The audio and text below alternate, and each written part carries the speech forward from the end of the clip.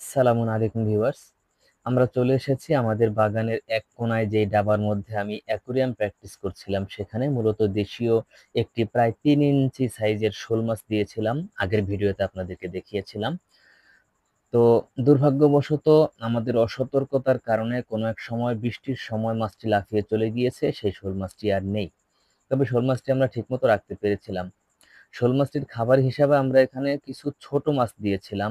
বেশ কিছু ছোট মাছ দিয়েছিলাম। এখন মূলত এসেছি শোল মাছটি তো নেই। পানিটা পরিবর্তন করা দরকার। পানির নিচে ময়লা জমে গিয়েছে। কচুরিপানাগুলোর মধ্যে কিছু কচুরিপানা নষ্ট হয়ে গিয়েছে। সবগুলো ফেলে দিয়ে বাছাই করে অল্প কিছু ভালো কচুরিপানা দিয়ে অন্যগুলো ফেলে দিব। এই যে মাছগুলো আপনারা দেখতে পাচ্ছেন।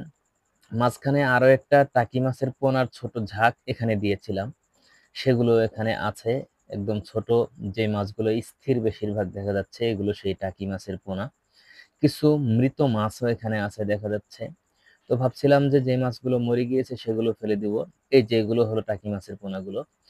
তো দেখলাম, একটু অবাক হলাম আরকি যে টাকি মাছের পোনার মধ্যে যে পোনাগুলো মরে গিয়েছে আর জীবিত মাছগুলো, জীবিত পোনাগুলো সেই মরাগুলোকে খেয়ে ফেলতেছে।